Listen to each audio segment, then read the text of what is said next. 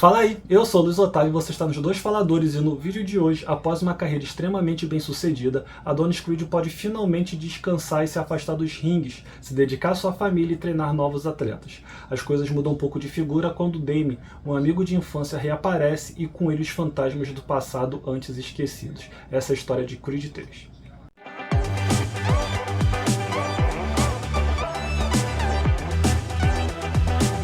Se você é novo aqui no canal, seja bem-vindo. Não deixa de se inscrever e clicar no sininho para receber as notificações, que toda semana sai pelo menos um vídeo novo aqui no canal. E também deixa o seu joinha, que é rapidinho e é muito importante pra gente. A gente já resumiu no início a história do filme, né? Então você tem em Creed 3 o Adonis agora como o senhor da sua carreira. Ele é extremamente bem sucedido, ele é modelo de roupa, a esposa dele agora tem uma produtora musical. A vida dele com a família dele, com a filha dele, está tudo bem organizado, tudo bem seguro. Eu acho que seguro é um termo muito bacana que a gente pode usar aqui.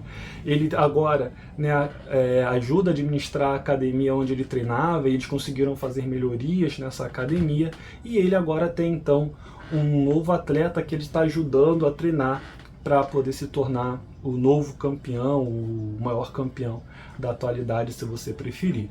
E como a gente disse também, esses planos começam a ser um pouco bagunçados quando você tem um retorno do Damien, desse amigo de infância dele, interpretado pelo Jonathan Majors, que vai fazer com que ele seja obrigado a relembrar algumas coisas do passado dele que ele tinha preferido esquecer. E aí você descobre, inclusive, que ele tenta omitir das pessoas próximas a ele, inclusive, esse passado.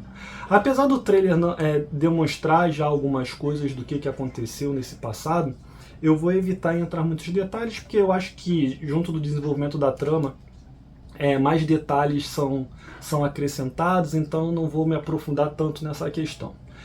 Mas, falando do filme propriamente dito, é um filme sobre o Adonis e sobre o Damien, né? Os filmes do Rock, por si só, são filmes muito centrados na figura do Rock, né? É sempre o Rock contra o outro lutador. Você tem ali os personagens coadjuvantes que são marcantes, mas o filme sempre foi muito sobre o Rock. Quando você tem então a chegada de Creed, quando você tem o relançamento da franquia com Creed 1, com Creed 2, você tem então a divisão do protagonismo do filme.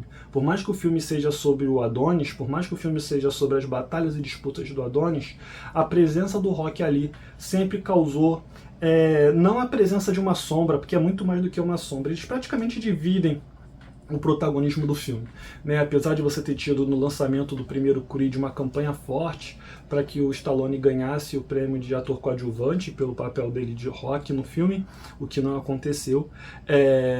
Mesmo ele sendo coadjuvante, a presença dele ali não podia ser diferente, sempre dividiu muito as atenções.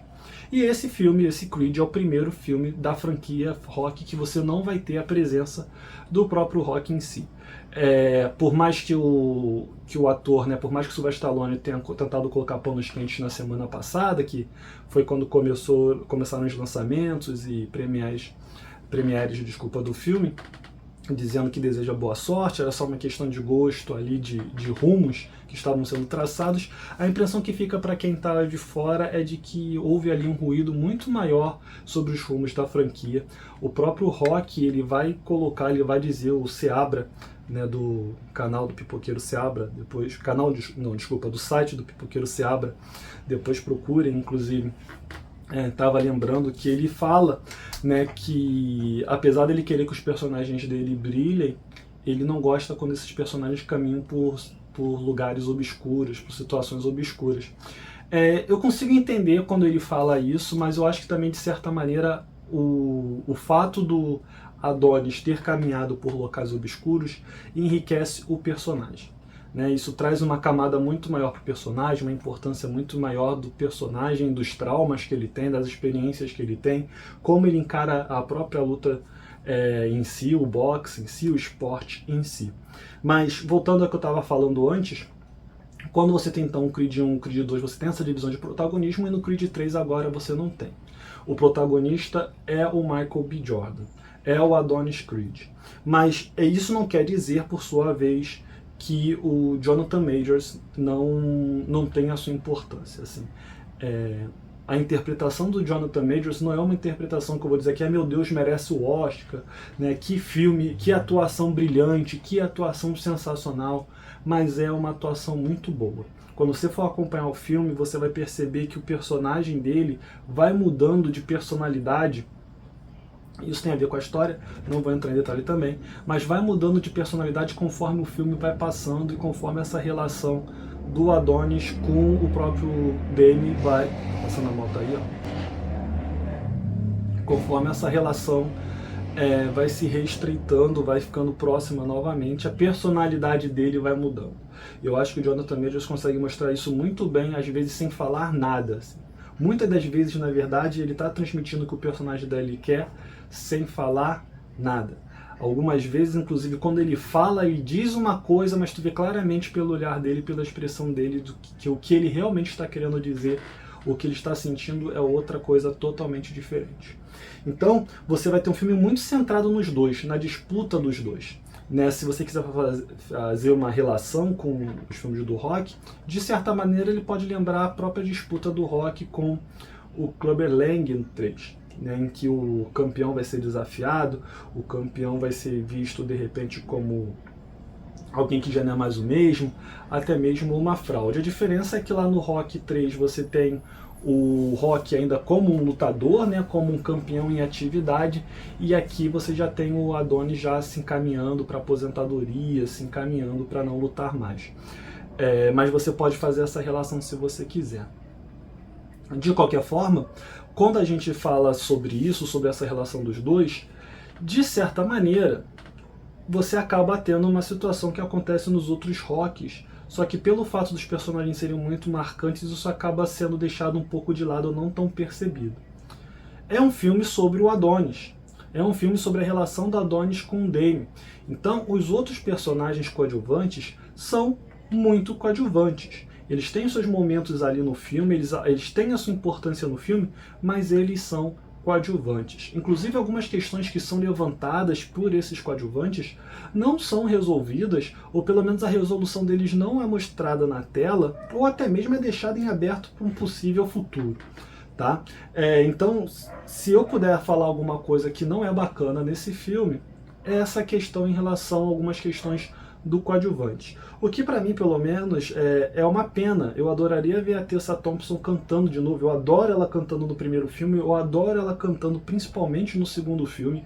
No final do segundo filme, quando ele vai entrar na luta contra o Drago, que quem canta a música é ela na frente dele, eu acho aquilo sensacional. E infelizmente nesse filme não temos a Tessa Thompson cantando, ela está mais trabalhando na questão das produções da música em si, que é algo inclusive que a produção vai abordar, que é algo que o filme vai abordar. Isso não quer dizer, porém, que a atriz não roube a cena quando ela aparece. Por mais que o personagem dela não tenha tanto impacto quanto teve no 1, principalmente no 1, teve no 2 e não tem agora nesse, a não ser um determinado momento ali, 1 ou 2 momentos, quando a Tessa Thompson está em cena, a cena é dela. Ou no mínimo ela consegue equilibrar muito bem a importância da cena com quem ela está dividindo. Principalmente com Adonis, ou nos momentos que ela vai interagir com o Dame, que inclusive são poucos momentos que eles interagem só os dois, né? Mas ela está muito bem. A atriz mirim que faz a filha deles, que eu esqueci o nome, também ela está muito bem, ela é surda-muda, ou pelo menos ela é muda, desculpa eu não saber qual o grau de deficiência dela, se é auditiva também. Também não, auditiva mas se tem alguma outra, ela dá um show de interpretação também, ela consegue trabalhar muito bem as emoções da personagem. Claro que a gente está falando de uma criança que está atuando, então a gente precisa levar algumas coisas em consideração, mas ela leva muito bem também as cenas dela, ela consegue passar muito bem também a emoção que ela precisa passar. O filme tem um ponto dramático ali muito grande em determinado momento, isso eu não vou entrar em detalhes, mas você sente que aquilo pode acontecer no filme, o filme já vai te dando sinais de que aquilo realmente pode acontecer, mas de certa maneira isso causa um certo impacto quando acontece. Muitos acontecer numa frase só, né? Sobre o Michael B. Jordan em si, ele está muito bem na atuação, ele está muito bem como Adonis Creed, ele conhece muito bem o personagem dele, como o personagem dele vai agir, como o personagem dele responderia a determinada situação. Aquele Adonis que, por mais que hoje seja um campeão, que está se aposentando, ainda tem as questões dele, as dificuldades dele de controle de raiva, que é um ponto que vai voltar a ser abordado no filme justamente pela presença do Damien novamente. Ele consegue controlar isso muito bem. O que a gente precisa falar, na verdade, em relação a ele nesse filme é da estreia dele como diretor. Se você não sabe, o Michael B. Jordan é também o diretor desse filme, inclusive é a primeira vez que ele está dirigindo um longa-metragem. E eu posso dizer que, pelo menos para mim, é uma direção, no mínimo, competente. Ele faz uma direção muito segura do que ele quer, de como ele quer conduzir a produção, algumas escolhas que ele faz ali. O Rock, por exemplo, o Rock não, desculpa, o Sylvester Stallone, por exemplo, não faria, com certeza não faria algumas decisões que ele teve ali. E aí eu acho que é muito uma questão de gosto, mas eu gostei bastante do que ele fez. Ele teve alguns comentários também, ele disse que ele se inspirou nas lutas de animes para alguns momentos do duelo. O Jonathan Majors falou que precisou assistir alguns animes também para entender o que o Michael B. Jordan falou, e isso me assustou muito no início. Me assustou muito não, também estou exagerando, mas isso me causou uma preocupação do tipo, como que vai ficar isso na tela? Mas eu acho que ele soube escolher muito bem os momentos de fazer isso. Então tem alguns closes ali que ele coloca no momento de luta, que você consegue entender que é um close que ele se inspirou nos animes. Alguns movimentos de câmera, ou algumas desacelerações de câmera, que ele se inspirou também nas lutas que ele já viu nos animes que ele acompanhou. E eu posso dizer isso tranquilamente, eu não assisto tantos animes hoje em dia, eu assistia mais quando eu era mais novo. Então você tem ali os Dragon Ball mais do início, tem ali os Cavaleiros do Zodíaco, até um Shurato e o Hakusho, essas coisas, até o Fly, um pouco de Mago e muito de Herói, que passava no SBT. Então você percebe ali algumas paradas de luta, vamos dizer assim, alguns momentos que você percebe que ele realmente se inspirou nessa cultura e que eu acho que funcionou muito no filme. E uma coisa que eu vou falar aqui, que talvez nem todo mundo entenda, mas é uma verdade, os filmes do Rock são filmes cafona. As produções do Rock são produções cafonas, são produções que vão trabalhar com a breguice, vão nivelar ali momentos de breguice com momentos de superação e a demonstração dessas superações de maneira brega, e isso acontece também aqui no Creed 3. E não entendam que eu estou falando isso, seja nas produções que envolviam o Rock, seja aqui agora no Creed 3, como algo ruim. Eu acho que o filme é brega como ele precisa ser. Tem um momento ali no meio da luta, eu já sei que teve gente que não gostou, o Marcelo do Continuo Nerd estava assistindo na mesma sessão que eu, ele já falou que não curtiu muito, mas eu já adorei um determinado momento. Não vou dizer aqui também porque eu acho que se eu contar, perde o impacto de quando acontece, mas eu acho que para mim pelo menos funcionou muito bem e é muito diferente e é algo que o Stallone, por exemplo, na direção não faria, tá? As lutas estão muito bem coreografadas, eu gostei muito das coreografias, porque a gente vai ter mais de uma luta no filme. Eu acho que a câmera conseguiu pegar muito bem a direção do Michael B. Jordan, do que mostrar, do que chamar a atenção em dado momento. Eu acho que o responsável pela fotografia também, eles foram muito felizes nessa escolha. Alguns momentos ali de close mesmo, eu acho que funcionam muito bem. Tem um dado momento que eles mostram o soco atingindo o corpo do adversário. Você sente em você a dor. É muito interessante porque eu lembro muito do Rocky Balboa, por exemplo, do Creed 1 e do Creed 2, mas isso me marcou muito do filme do Rocky Balboa, que ele usa muito som para demonstrar o impacto do soco. Quando no Rocky Balboa, quando você tem os socos atingindo o adversário, você tem um barulho de explosões ao fundo. Nesse filme, ele opta por um outro caminho. Você tem o som da pancada, mas você tem a visualização da pancada em si. Você vê a carne do adversário tremendo ou sendo deformada. Você vê em dado momento o suor, ou até mesmo a baba, até em câmera lenta em alguns momentos, se afastando do corpo do indivíduo. Então eu acho que é uma direção muito segura, eu acho que é uma estreia também muito interessante do Michael B. Jordan como diretor. A trilha sonora, eu vou reforçar aqui o que eu já falei, que eu lamento que a gente não tenha a Tessa Thompson cantando, então para mim isso é um problema, mas é uma trilha sonora que compõe muito o filme, ela consegue trabalhar bem as emoções e sensações que o filme quer te passar em dado momento. Sobre o futuro da franquia em si, eu sinceramente não sei. Eles deixaram uma porta aberta ali para que a franquia continue, não necessariamente com o Adonis em si, você pode ter outros personagens seguindo o legado do Rock e do Apollo, do Creed, né, de um modo geral.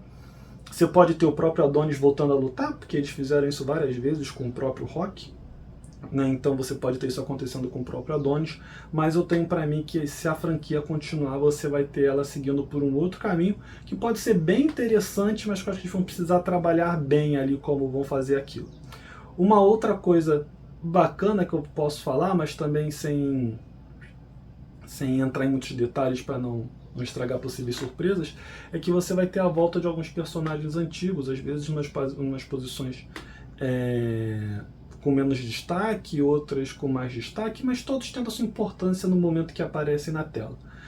Importância dentro da tela, lembrando o que eu falei, que é um filme sobre o Adonis.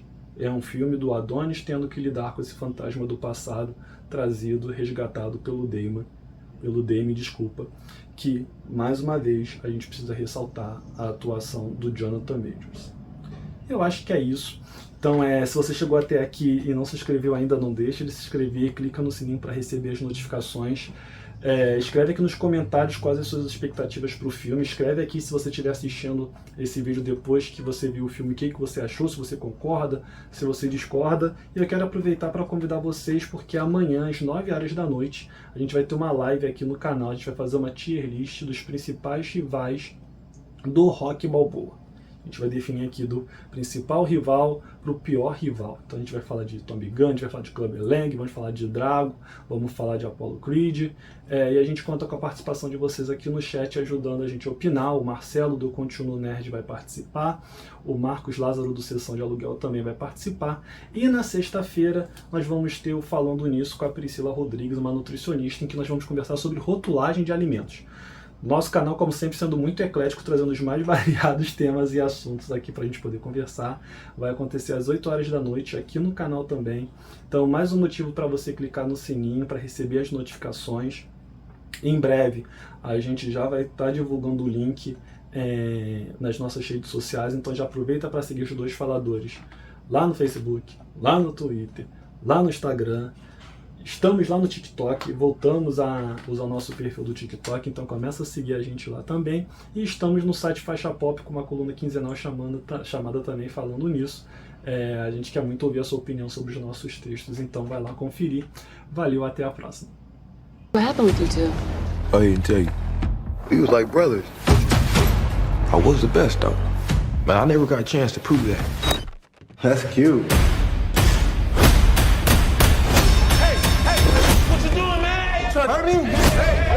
I know what you're doing, Donnie.